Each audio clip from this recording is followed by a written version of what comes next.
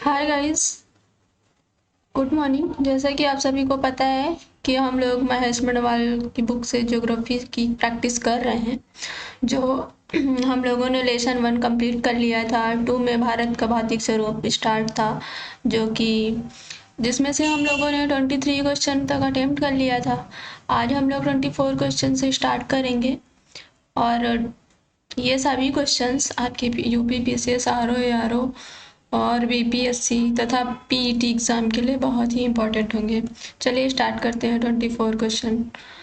Question 24 में लिखा हुआ है, निम्न हिमालय और फिर इन द ब्लैंक दिया हुआ है के बीच में स्थित लंबवत घाटी को दून के नाम से जाना जाता है। 4 ऑप्शन दिए हुए हैं। नंबर 1 हिमाद्री, हिमाचल, शिवालिक तथा तिब्बत। इसमें से सी ऑप्शन जो है करेक्ट होगा, शिवालिक। निम्न हिमालय के दक्षिणी ढाल तथा शिवालिक श्रेणी की उत्तरी ढाल के मध्य में अनेक चौरस मतलब चौड़ा यानी ब्रॉड तल वाली लंबवत घाटियां, कोरधारी वन तथा अनेक छोटे छोटे घास के मैदान पाए जाते हैं, जिन्हें पश्चिम में दून तथा पूर्व में द्वार तथा उत्तराखंड में इसे बुग्याल या प्यार के नाम से भी जाना जाता है। देहरादून एवं हरिद्वार जो है दून एवं द्वार इसी का उदाहरण है। क्वेश्चन नंबर 25, अरब सागर के द्वीपों में से किस भाग को मिनिकॉय द्वीपों के नाम से जाना जाता है? 4 ऑप्शन है। ए उत्तरी, बी पूर्वी, सी दक्षिणी, डी पश्चिमी। C option is right answer, दक्षिणी। लक्षद्वीप के दक्षिणी भाग में बिखरे छोटे छोटे द्वीप समूहों को मिनिकॉय द्वीप समूह कहा जाता है। अरब सागर में स्थित मिनिकॉय स्थानीय नाम इसका मलिक है। भारतीय द्वीप समूह लक्षद्वीप के सबसे दक्षिण में स्थित एक एटॉल यानी प्रवाल द्वीप है। यहाँ मौसम वेधशाला एवं प्रकाश स्तंभ लाइट हाउस जिसको बोलते हैं स्थित है। Question number 26, fill in the blanks के बाद हिमालय दक्षिण की ओर एक तीव्र मोड़ बनाते हुए भारत की पूर्वी सीमा के साथ फैल जाता है। बी ऑप्शन इज करेक्ट, दिहांग महाखंड। दिहांग दिवांग का नाम आप लोगों ने सुना होगा, जो अरुणाचल प्रदेश में है। दिहांग जो है महाखंड के बाद हिमालय पर्वत श्रेणी दक्षिण की ओर एक तीव्र मोड़ बनाते हुए भारत की पूर्वी सीमा के साथ फैल जाती है, जहां इसे मिजो, मिरी, मिसमी, डाफला, पूर्वांचल आदि पहाड़ियों के नाम से जाना जाता है। आप सभी को पता होगा मिजो, मिसमी, मिरी, डाफला ये एक जनजातियों के नाम भी हैं तथा ये पहाड़ी भी हैं और ये अरुणाचल प्रदेश में पाई जाती हैं। चलिए अब क्वेश्चन नंबर 27 में हम लोग बात करते हैं, निम्नलिखित में से वह पहाड़ियां कौन सी हैं जो कि पूर्वी और पश्चिमी घाटों को जोड़ती हैं? Nilgiri. Option C is right answer. Nilgiri श्रेणी भारत की दक्षिणी राज्यों में तमिलनाडु, केरल, कर्नाटक में विस्तृत है। पूछा जाता है नीलगिरी कितने स्टेट में विस्तृत है, तो आपको बताना होगा तमिलनाडु, केरल एवं कर्नाटक, जो कि पश्चिमी घाट पर्वत श्रेणी का विस्तार है। पूर्वी तट एवं पश्चिमी घाट यहीं पर आकर मिलते हैं। इस श्रेणी की सबसे ऊंची चोटी दोद्दा बेटा जो 2637 मीटर है, तमिलनाडु राज्य में स्थित है। आप सभी को पता होगा ऑप्शन डी में दिया है अरावली। अरावली सबसे पुरानी चोटी मानी जाती है। डी ऑप्शन सतलुज तथा काली नदियों के बीच में स्थित हिमालय का भाग फिल इन द ब्लैंक है, जिसमें आपको फिल करना होगा। करेक्ट आंसर क्या होगा? हिमालय का भाग क्या के नाम से जाना जाता है? पंजाब हिमालय, नेपाल हिमालय, कुमायूं हिमालय, असम हिमालय। तो सतलुज और काली नदियों के बीच का भाग जो है कुमायूं हिमालय के नाम से जाना जाता है। सतलुज तथा काली नदियों के मध्य में स्थित हिमालय का भाग कुमायूं हिमालय के नाम से जाना जाता है, जो उत्तराखंड एवं हिमाचल प्रदेश राज्य में विस्तृत है। इसका सर्वाधिक भूभाग जो है उत्तराखंड में राज्य में विस्तृत है।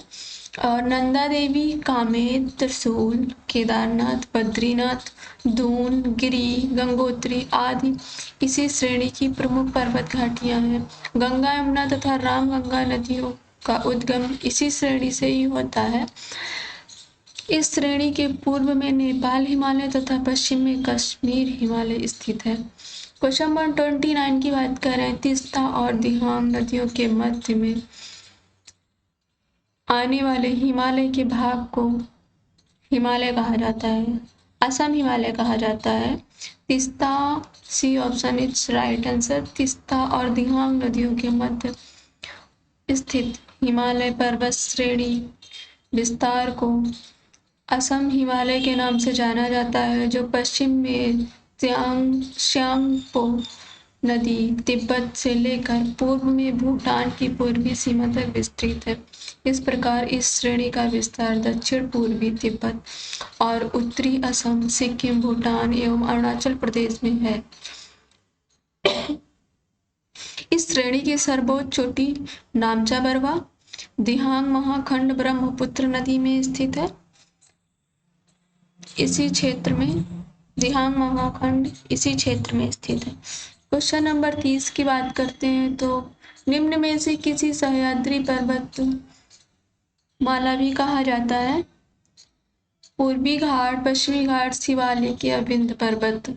B is right answer. पश्चिमी घाट को कहा जाता है। भारत के पश्चिमी तट पर स्थित पर्वत श्रृंखला को पश्चिमी घाट या सह्याद्री पर्वत श्रेणी कहती है। यह दक्कन का पठार के पश्चिमी तट के समानांतर उत्तर में ताप्ती नदी के मुहाने से दक्षिण में कन्याकुमारी तक 1600 मीटर की लंबाई में विस्तृत है।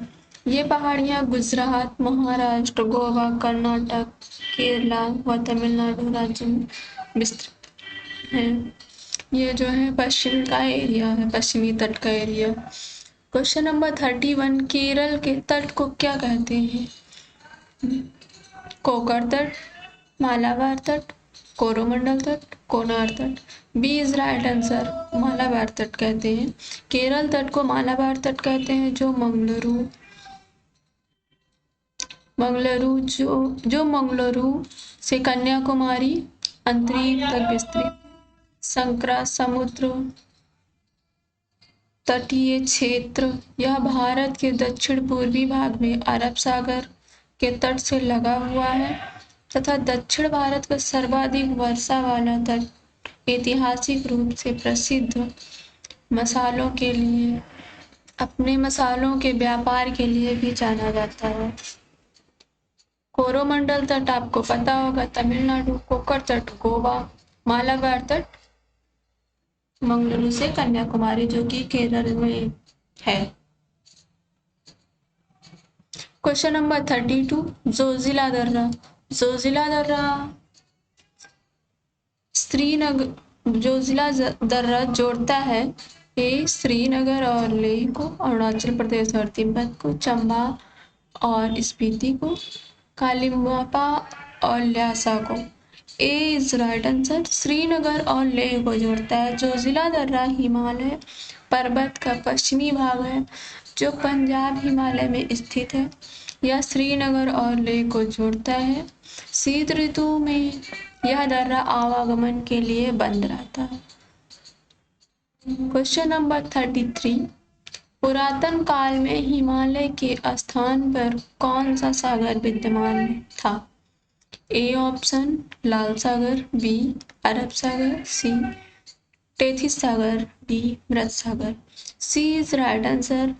हिमालय के अस्तित्व में आने से पहले इसके स्थान पर टेथिस सागर विद्यमान था। हिमालय का निर्माण एक लंबे भूगर्भीय काल से होकर संपन्न हुआ है। पूर्व में इस पर्वत के स्थान पर टेथिस भूसन्नति थी, जो भारतीय प्लेट को यूरेशियाई प्लेट से अलग करता है। इन दोनों प्लेटों के टकराने के कारण दोनों संलग्न अग्रभूमियों में निक्षेपित अवसाद पर दबाव जनित भूसंचलन उत्पन्न हुआ है, जिनसे कुनलुन एवं हिमालय की विभिन्न श्रेणियों का निर्माण हुआ है। क्वेश्चन नंबर 34 की बात करेंगे हम लोग। कुल्लू घाटी किसके मध्य में स्थित है? लद्दाख और पीर पंजाल, रणज्योति और नागटिब्बा, महान हिमालय और शिवालिक, धौलाधार और पीर पंजाल। भारत में कुल्लू घाटी लद्दाख पर्वत श्रेणी और पीर पंजाल पर्वत श्रेणी के मध्य में स्थित है। यह हिमाचल का एक जिला है। जो कुल्लू घाटी जो है हिमाचल प्रदेश का एक डिस्ट्रिक्ट है, जो ब्यास नदी घाटी में स्थित है। यह घाटी सेब उत्पादन के लिए बहुत ही प्रसिद्ध है। कुल्लू घाटी सेब उत्पादन के लिए बहुत प्रसिद्ध है। कुल्लू घाटी के मध्य में स्थित लद्दाख और पीर पंजाल है।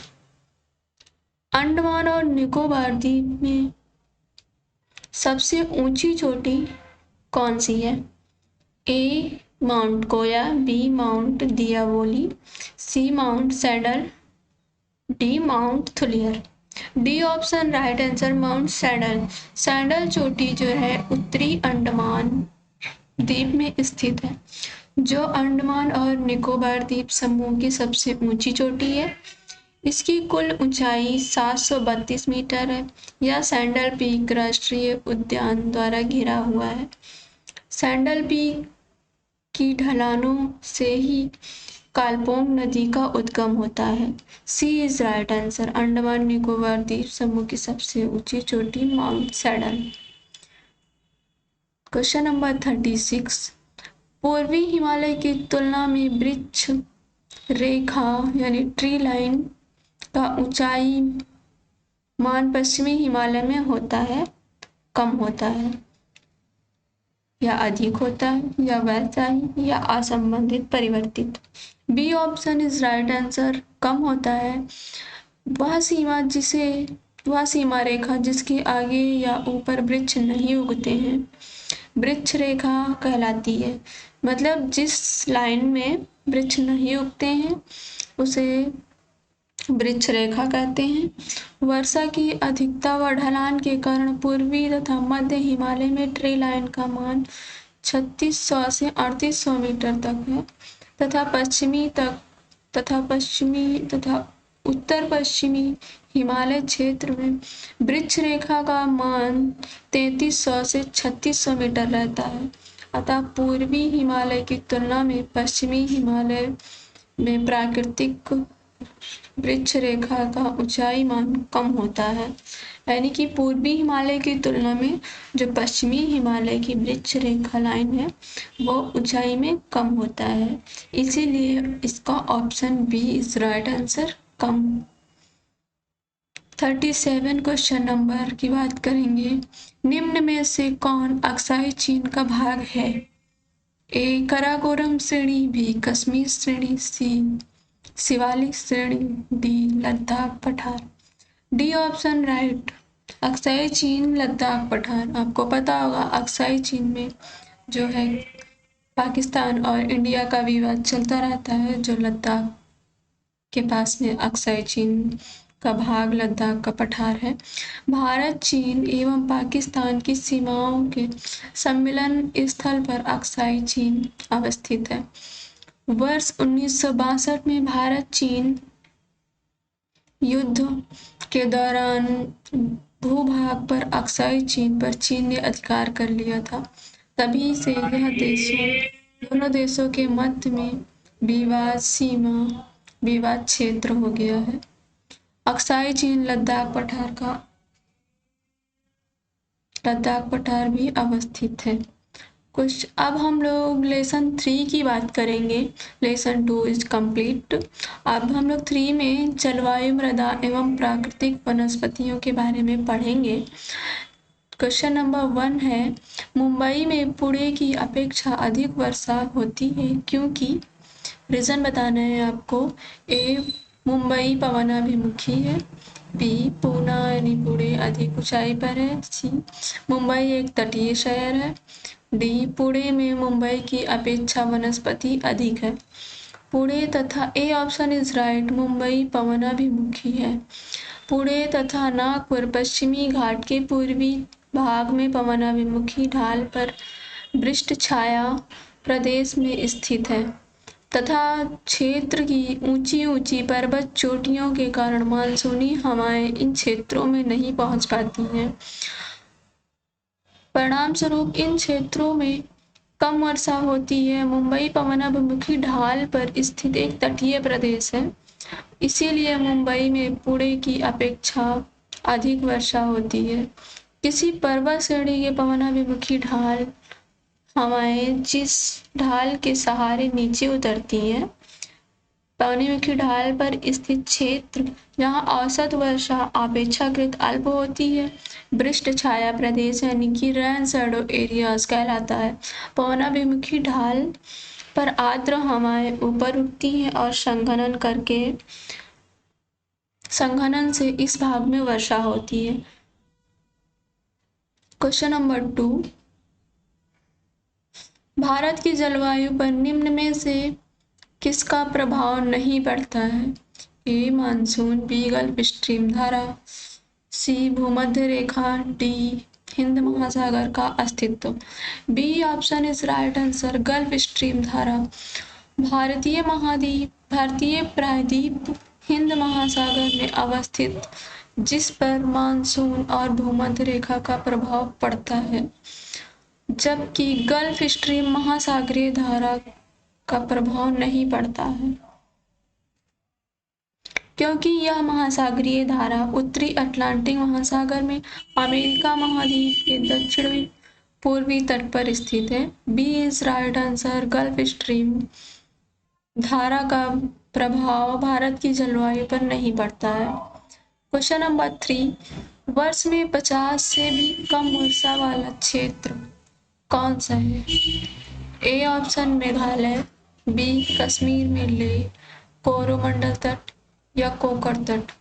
आपको पता होगा मेघालय तो सबसे ज्यादा वर्षा के लिए फेमस है, तो फिर हम लोगों का आंसर क्या होगा? बी ऑप्शन होगा, जिसमें कि लेह जो हो जाएगा, जहाँ पे सबसे कम वर्षा हो 50 से कम वर्षा होती है।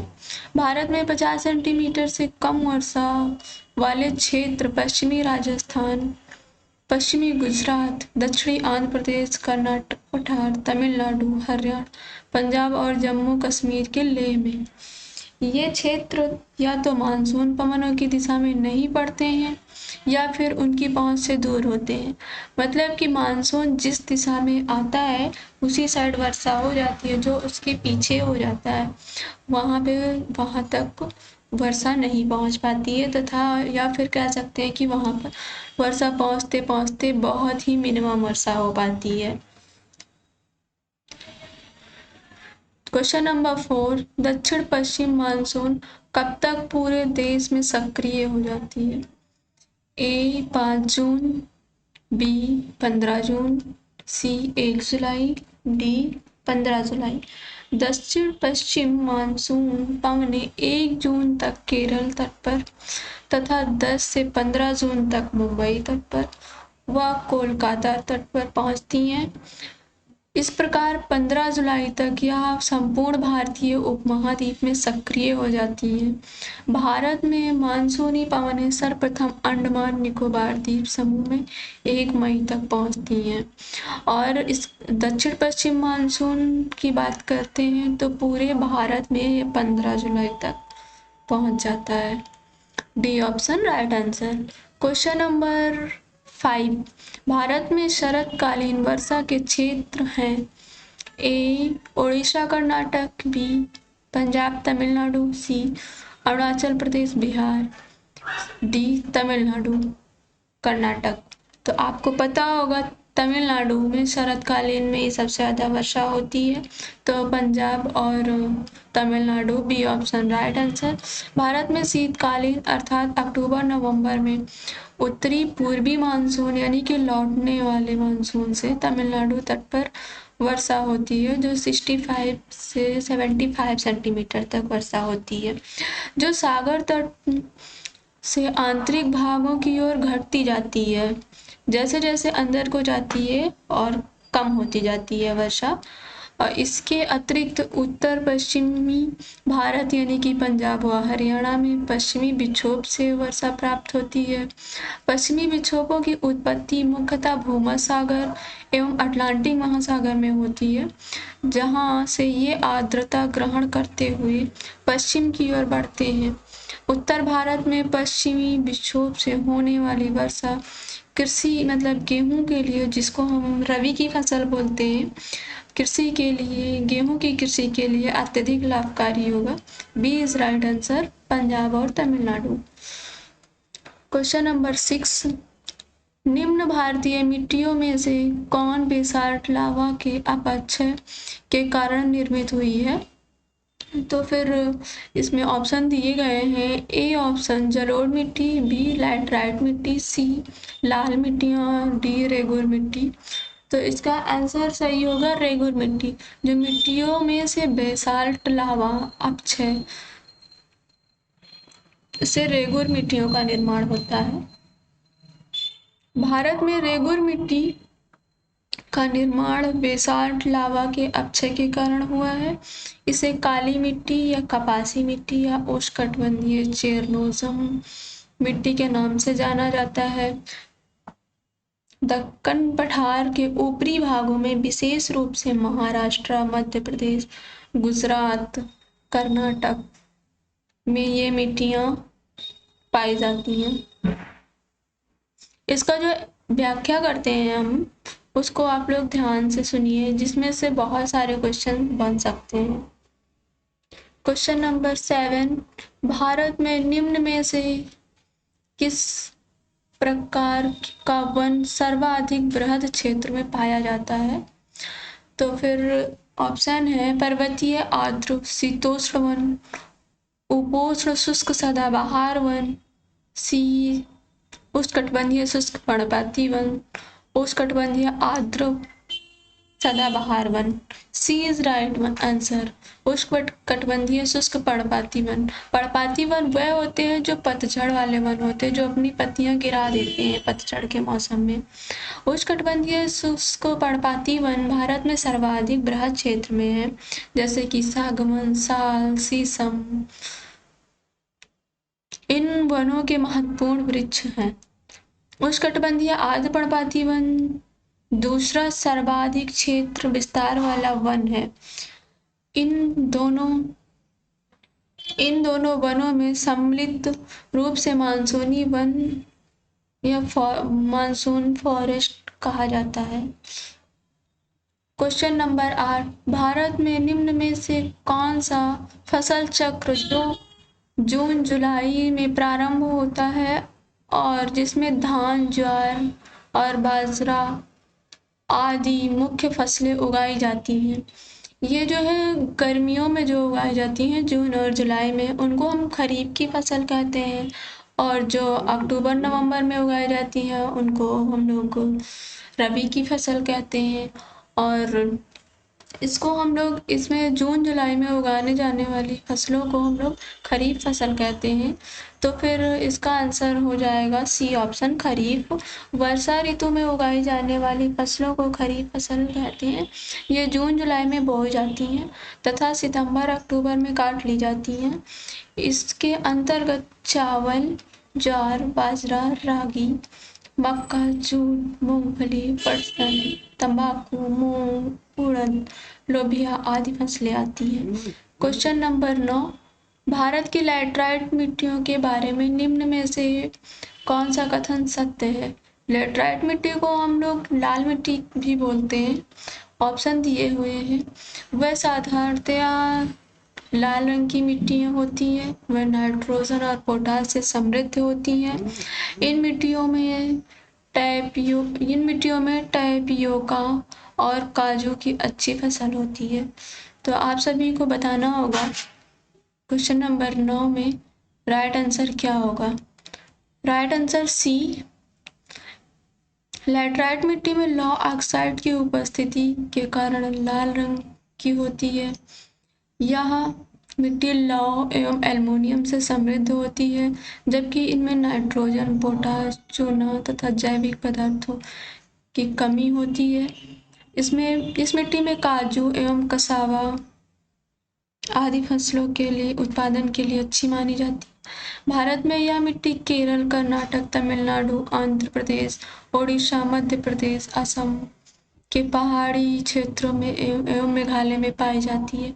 क्वेश्चन नंबर 10, निम्न में से किस अवधि के दौरान बंगाल की खाड़ी में बार बार उष्णकटिबंधीय चक्रवात आते हैं? अक्टूबर नवंबर में, मई जून में, जनवरी फरवरी में, मार्च अप्रैल में। ए इज राइट आंसर, अक्टूबर नवंबर में। उष्णकटिबंधीय चक्रवात कर्क रेखा एवं मकर रेखा के बीच उत्पन्न होने वाले चक्रवात हैं, जो भारत में प्रायः लौटते मानसून यानी कि मानसून का निवर्तन से अक्टूबर नवंबर महीनों के दौरान बंगाल की खाड़ी में उत्पन्न होते हैं। इस चक्रवात से ओडिशा, आंध्र प्रदेश, तमिलनाडु आदि राज्य प्रभावित होते हैं। Option A is right answer, October November. Question number 11, जहां तक कृषि मंत्रालय के सरकारी वर्गीकरण का संबंध, भारत में कितने सूक्ष्म कृषि जलवायु क्षेत्र हैं?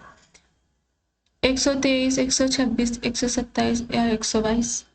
सी ऑप्शन राइट आंसर, 127। कृषि मौसम विभाग के अनुसार भारत में कुल 127 सूक्ष्म कृषि जलवायु हैं, जबकि मुख्य 15 बृहद कृषि जलवायु प्रदेश हैं।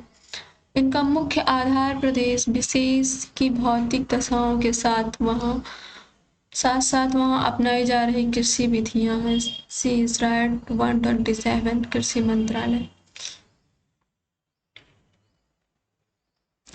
क्वेश्चन नंबर 12, निम्नलिखित में से कौन सी मिट्टी चाय बागानों के लिए उपयुक्त है? अम्लीय मिट्टी, क्षारीय या जलोढ़, कछारी या regur? A option right answer, अम्लीय मिट्टी। चाय एक उष्णकटिबंधीय या उपोष्णकटिबंधीय पौधा है। इसके उत्पादन के लिए 25 डिग्री से 30 डिग्री तापमान तथा 200 से 250 सेंटीमीटर वर्षा की आवश्यकता होती है। इसकी कृषि के लिए गहरी, सुप्रभावित, अम्लीय एवं उर्वर मिट्टी की जरूरत या आवश्यकता होती है। इसमें फास्फोरस, पोटाश, लोहा एवं ह्यूमस पर्याप्त मात्रा में होनी चाहिए। दार्जिलिंग एवं रत्नगिरी की पहाड़ियाँ अपने चाय बागानों के लिए फेमस है। आपको पता होगा दार्जिलिंग जो है चाय के लिए फेमस है। दार्जिलिंग टी को जीआई टैग भी दिया गया है। ए ऑप्शन इज राइट, अम्लीय। क्वेश्चन नंबर 13, निम्न में से किसे जंगल की आग कहा जाता है? Bauhinia variegata, Butea monosperma, Jacaranda, mimosifolia, Tectona ग्रांडिया?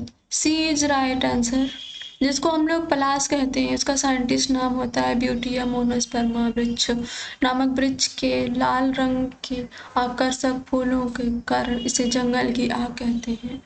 पलास के फूल उत्तर प्रदेश का राजकीय पुष्प भी घोषित किया गया है। चलिए हम लोग आज तक यहीं तक करते हैं, उसके बाद हम लोग कल करेंगे। अगर आपको चैनल पसंद आ रहा है तो लाइक एंड शेयर, सब्सक्राइब कर दीजिएगा।